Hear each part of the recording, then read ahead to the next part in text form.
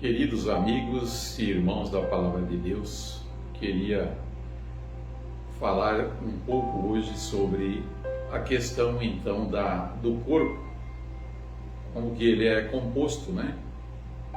Porque o nosso corpo, segundo o que a gente vê e que falam e que a Bíblia confirma também, né? Ele é o corpo, a alma e o espírito. Aí nós vamos ver alguns textos da Bíblia que vêm confirmar então como está dividido, se a alma está fora do corpo, se o espírito é fora do corpo, se ele sai após a morte. Então alguns textos aqui vai nos esclarecer.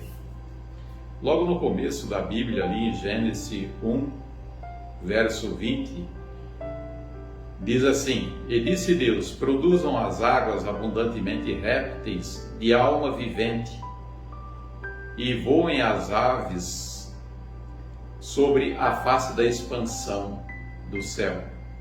Verso 21 ainda do 1: E Deus criou as grandes baleias e todo o réptil de alma vivente que há nas águas, abundantemente produzidas conforme a sua espécie, e todas as aves conforme a sua espécie, e viu Deus que era bom.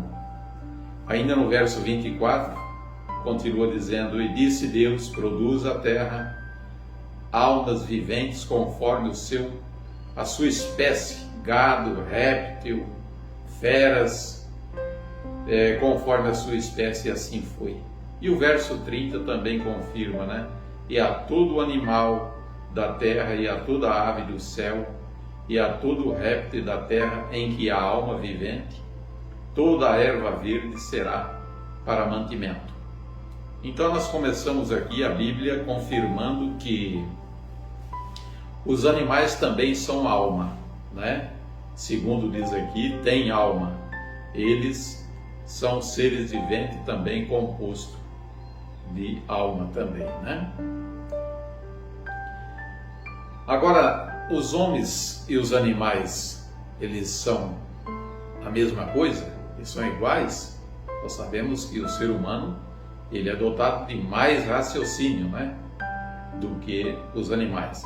Eclesiastes 3, verso 18, ele diz assim: E disse eu no meu coração quanto à condição dos filhos dos homens, que Deus os provaria, para que assim pudessem ver que são em si mesmo como os animais. Verso 19, do 3 ainda: Porque o que sucede aos filhos dos homens, isso mesmo também sucede aos animais. E se lhes sucede a mesma coisa, como morre um, morre o outro, e todos têm o mesmo fôlego, e a vantagem dos homens sobre os animais não é nenhuma, porque todos são vaidade. Verso 20, 3 ainda, né? Todos vão para o mesmo lugar. Vemos aí então que não existe praticamente diferença, né? Todos foram feitos do pó e todos vão ao pó. O verso 21 ainda diz: Quem sabe se o fôlego do homem vai para cima e que o fôlego dos animais vai para baixo?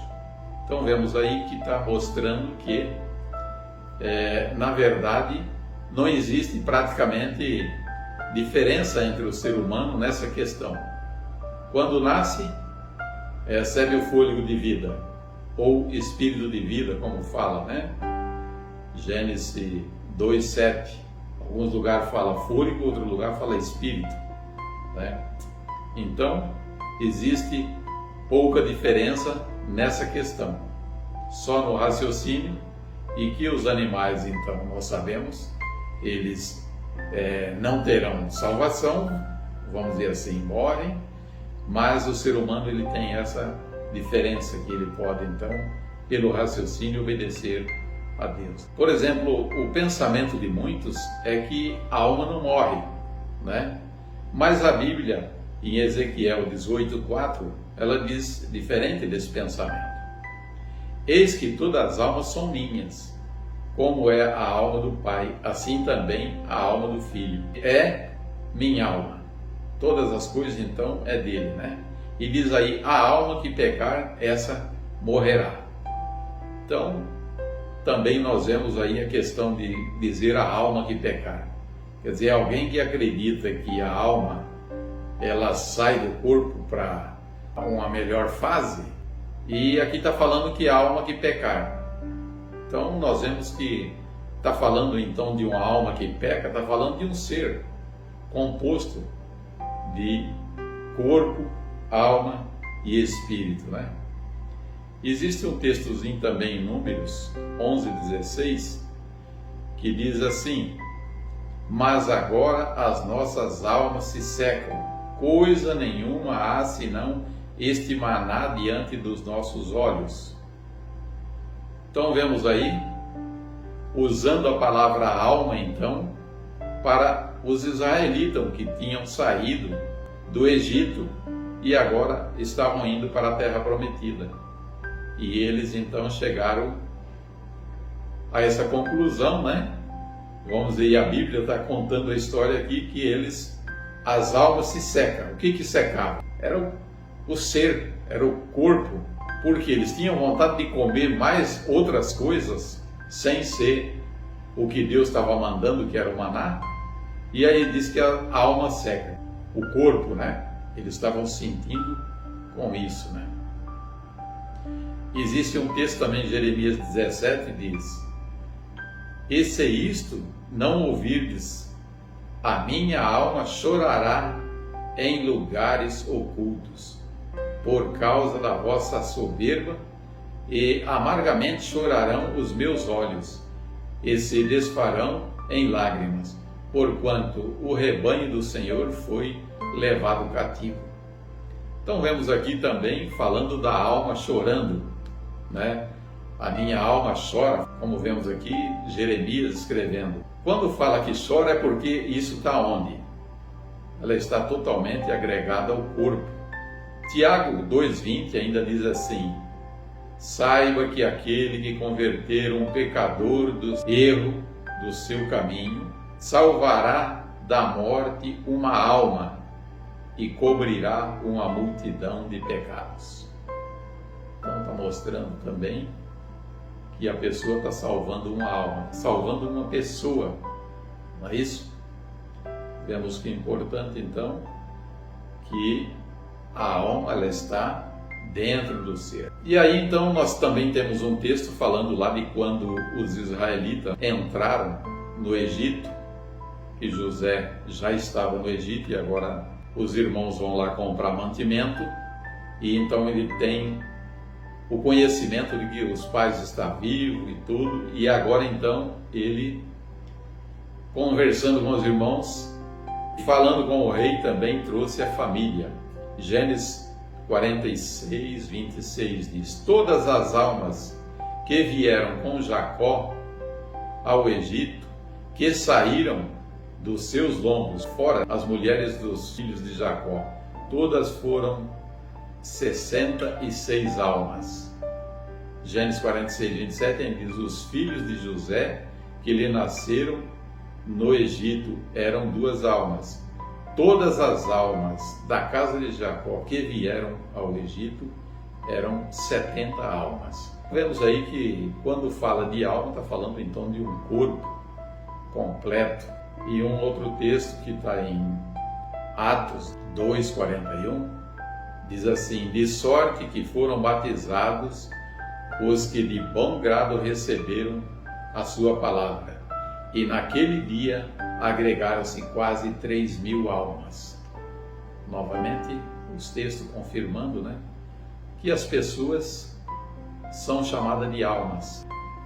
Um outro texto, 1 Pedro 3:20, os quais no outro tempo foram rebeldes quanto à longanimidade de Deus, esperava nos dias de Noé, enquanto se preparava a arca, na qual poucas, 8 almas se salvaram das águas.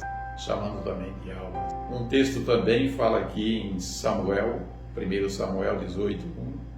E sucedeu que, acabando ele de falar com Saul, a alma de Jonatas se ligou com a alma de Davi, e Jonatas o amou como a sua própria alma. A Bíblia considera então essa questão da alma como o corpo completo. Provérbios ainda 11:30 diz: o fruto do justo é a árvore da vida, e o que ganha almas é sábio. Sabemos que quando nós saímos fazer o trabalho, alguém então chega à conclusão da verdade da palavra de Deus e toma posição, então diz que este é uma alma que é ganha. Falando dessa pessoa também considera como alma. E um outro texto aqui em Coríntios 15:45 também diz: assim está também escrito: o primeiro Adão foi feito alma vivente, e o último Adão, espírito vivificante. Então nós vemos que aqui está falando agora de Cristo. Primeiro de Adão, alma vivente, de Cristo agora, espírito vivificante. Então vemos aí que agora faz uma mudança, né? E aí um texto lá de Jó 17, falando do Espírito: o meu Espírito se vai consumindo, e os meus dias se vão apagando, e só tenho perante mim a sepultura. Então ele agora dizendo do Espírito. Já falamos da alma, que é o corpo, e aqui está dizendo então do Espírito. Ele dizendo que o Espírito também está dentro dele, que esse Espírito está fazendo o quê? Ele vem se apagando. Falando do Espírito que vem se apagando, ele está dizendo do seu ser, do seu corpo completo, com alma e Espírito. Um outro texto nós podemos considerar também em Gênesis 45:27. Porém, havendo-lhe contado todas as palavras de José que lhe falara, e vendo ele os carros que José enviara para levá-los, reviveu o espírito de Jacó, o seu pai. Então vemos aí, está dando então uma explicação que o espírito é uma maneira também de ser, é uma maneira também da pessoa agir. Então vemos aí que ele devia estar um tanto sentido e agora então volta, vamos dizer, aquele ânimo, aquela vida. Isso também é chamado espírito, né? Em Provérbios ainda 17:22 diz assim: o coração alegre é um bom remédio, mas o espírito abatido seca os ossos. Também vem falando aqui de um espírito de condição. Espírito se abate, então vemos aí, é a mesma condição que a gente vem tratando aqui. O espírito também, ele se abate, né? Um outro texto nós podemos considerar também, Eclesiastes 12:7, diz: e o pó volte à terra, como era, e o espírito volte a Deus que o deu.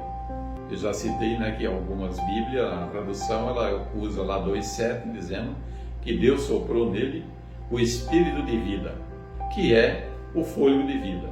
Então, quando a pessoa nasce, ele recebe o fôlego de vida, ou o espírito de vida, e quando ele morre, aí então ele entrega aquele espírito de vida, ou seja, aquele fôlego de vida que ele recebeu. Muito importante isso.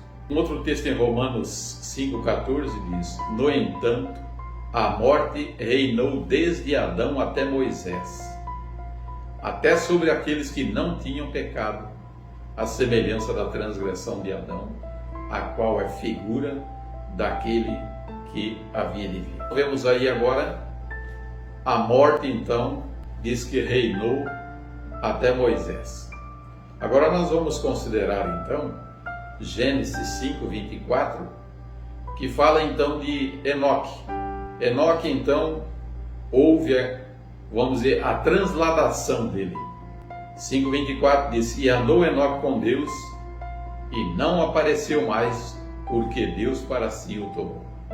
Então agora nós começamos a ver o seguinte: qual que é a vantagem de dizer que sai o espírito ou que sai a alma fora do corpo quando morre, vai para um lugar ou para outro, né? Como existe pensamento sobre essa questão. Se quando Deus chama os seus filhos, Ele leva ele na totalidade, corpo, alma e espírito. Nós vemos aqui que Enoque diz assim que não foi mais achado, não foi mais encontrado, porque Deus para si o tomou. Enoque foi levado o seu ser completo. Encontramos um outro texto falando então de Elias também, né? Segundo Reis 2, verso 9, ele diz o seguinte: sucedeu, pois, que havendo passado Elias, disse Eliseu: pede-me o que queres que eu faça antes que seja tomado de ti. E disse Eliseu: peço que haja porção dobrada do teu espírito sobre mim. Então vemos agora, Elias está sendo tomado, vai ser tomado, né? E Eliseu pede porção dobrada do espírito. Mas Elias morreu para sair o espírito dele? Não, ele está sendo levado para o céu. E agora então ele pede porção dobrada do espírito dele. Então nós vemos que não saiu o espírito de Elias para entrar em Eliseu. Mas ainda continuando no verso 10 do 2, disse: coisa difícil pedistes, se me virdes quando for tomado de ti, assim se fará, porém se não, não fará. E sucedeu que indo eles andando e falando, eis que um carro de fogo e cavalos de fogo o separou um do outro. Elias subiu ao céu num redemoinho. Então vemos aí que agora Elias é levado. Mas Elias garantiu para ele o quê? Se você me ver quando for tomado, isso será concedido. Mas o que era esse espírito que ele estava pedindo porção dobrada de Elias? Não era algo que ia sair, era algo que ele tinha, vamos dizer, recebido, conhecimento, a justiça de Deus, essas coisas. O conhecimento é que isso, Eliseu já vinha tendo isso através de todo o tempo. E agora, como Elias está sendo tomado, Eliseu ocuparia o lugar. E Eliseu agora teria, vamos dizer, aquele mesmo trabalho de continuação. Esse seria, vamos dizer, o Espírito, seria aquele conhecimento que ele tinha. E nós sabemos que quando ele volta agora, ele bate também a capa nas águas e as águas se abrem. Então até aí, aquele texto que diz que a morte reinou até Moisés, ainda estava em vigor, porque ninguém tinha ressuscitado ainda, mas tinha sido já levado, corpo completo. Quer dizer, não havendo necessidade de sair espírito para um lugar para melhorar a alma para outro lugar, mas levado o corpo completo.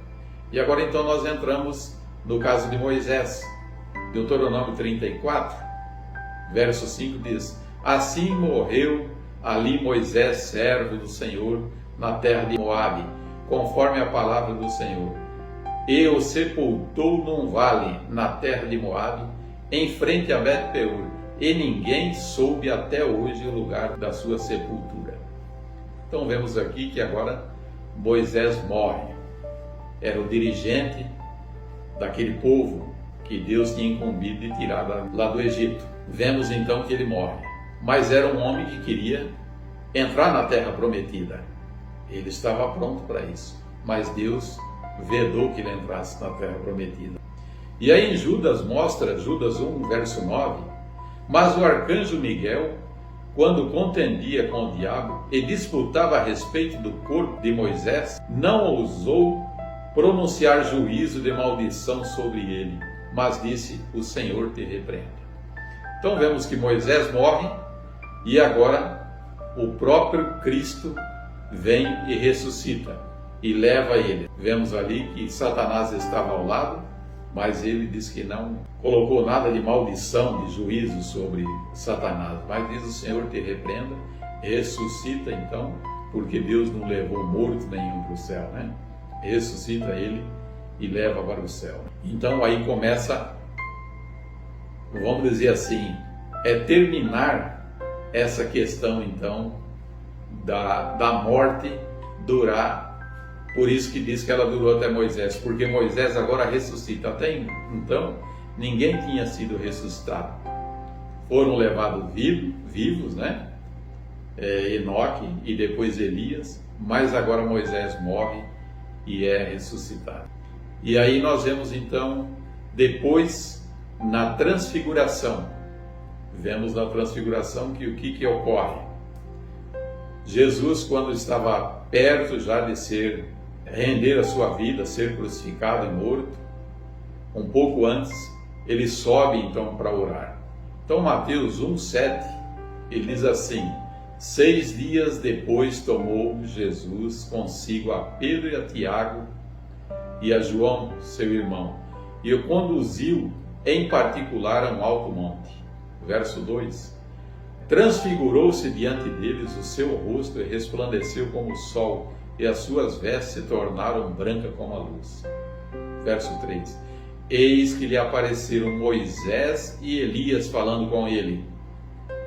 E Pedro respondendo disse a Jesus: Senhor, bom é estarmos aqui. Se queres, façamos aqui 3 tabernáculos, um para ti, outro para Moisés e outro para Elias.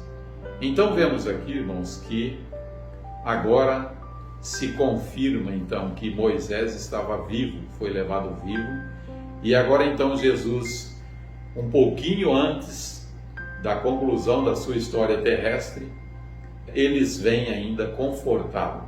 Moisés, como vimos aqui, e Elias, por certo dizendo: olha, nós já estamos no céu, mas necessitamos ainda do seu sacrifício, da sua firmeza.